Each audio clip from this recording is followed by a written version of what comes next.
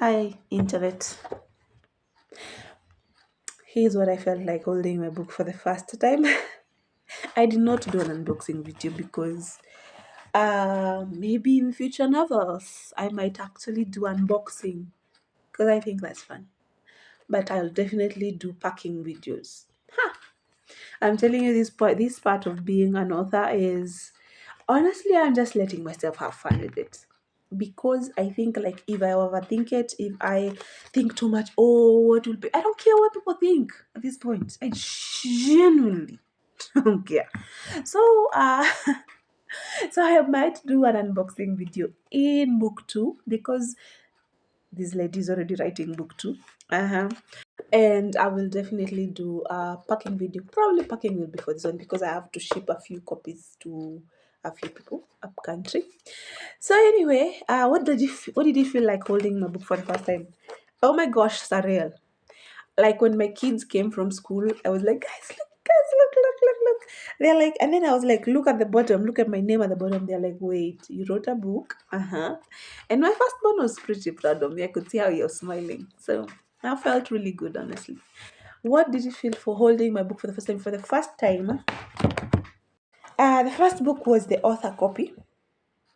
Yes, the first book was the author copy that I had asked to see because I needed to see the thing. This is my first thing. This is the first time I'm doing this.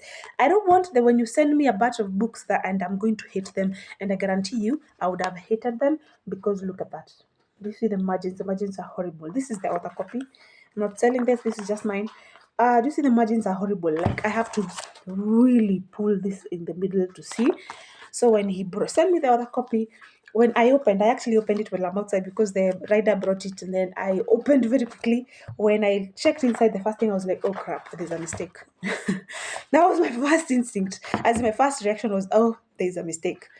But then I was thankful because just a author copy. And then when they send me the final product, look at that. Perfect, isn't it?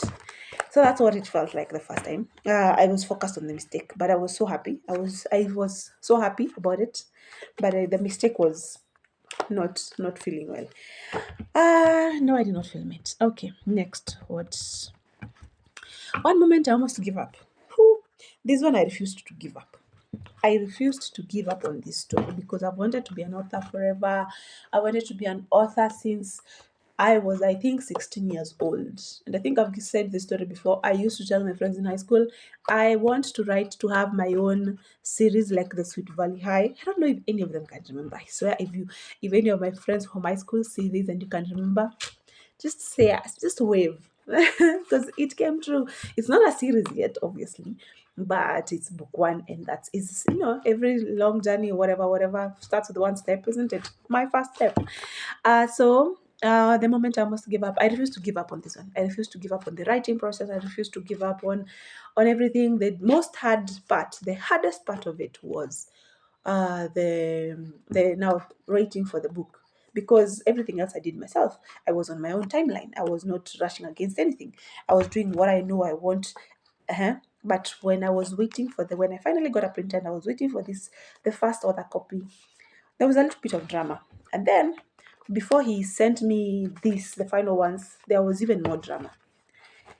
And I think that is the first time I actually experienced any kind of challenges, and I am genuinely looking for new printers because communication is important. Oh my gosh, communication is so important because this person was not communicating.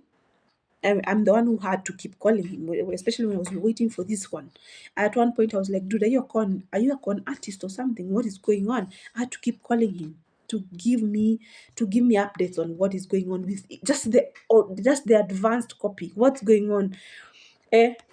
Then when after now this one came and I was like, I already know what kind of person I'm dealing with. I've already paid him the deposit. I'm just going to finish paying. I finished paying and waited. Dude, I paid on like a Friday. Obviously, I wasn't expecting anything for a while, for like a few days. So I reach out on Monday. I'm like, hey, how is the process? What's going on? He's like, you'll get them. Actually, no, I didn't pay on Friday. I can't remember when I paid, but it was not a Friday. It was not. It was definitely, I think, on a Wednesday. It was a Wednesday. Yes. So he tells me that the process takes only 3 days. The printing process takes only 3 days. I'm like, okay, I'll reach out to this guy on Monday. So I reached out on Monday, and he's like, the printing is almost done. I am now, it's only waiting. No, no, no. He tells me there was a problem. There was a problem with this again, because remember that was the issue. There was a problem again, so he had to redo. Okay, me, as long as I get my good copy. The next time I call him, he tells me, the printing is almost done. So we already corrected the mistake. The printing is almost done, and we are going to. The printing is almost done there, and then binding. They are doing binding. I was like, and then he said, then you will receive your books. That was on a Monday. I waited Monday, ended Tuesday, ended Thursday, Wednesday, Thursday, Friday, Saturday. You see where I'm going with this. Dude was silent for a whole 7 days. I reached out to him on Monday the next week. Remember, this guy had given me a timeline of 3 days. I reached out to him the next week. And I asked him, dude, what happened? Oh, you told me I was supposed to receive my books.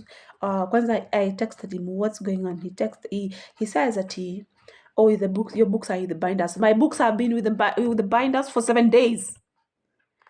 That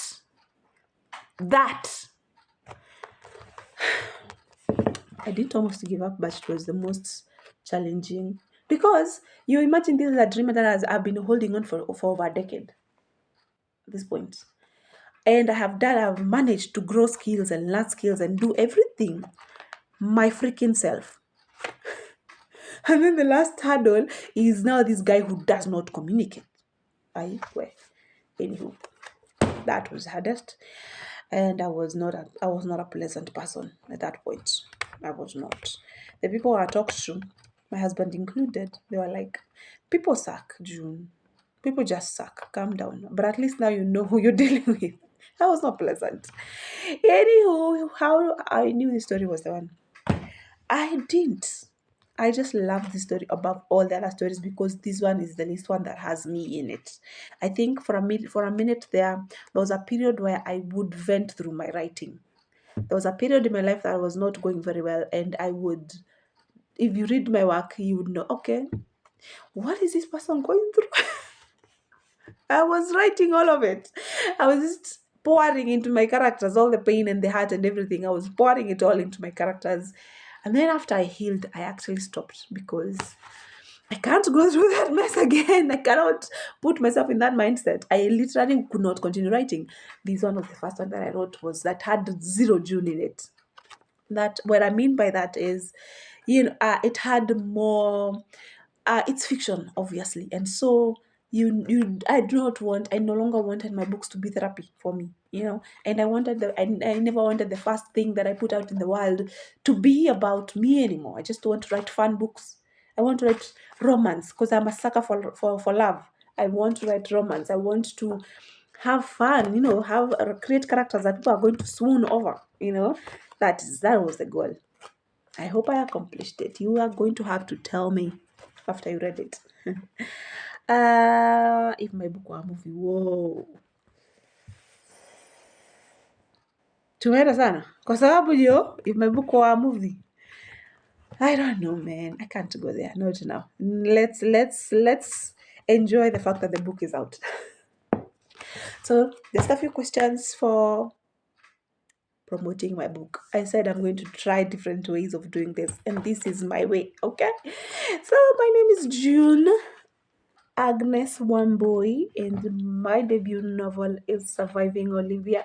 It's a contemporary romance book. I hope you get it. If you're on TikTok, you get it on Amazon. If you're in the country, my country, Kenya, and you don't want to read on your screen, DM me and I'm going to mail you your copy.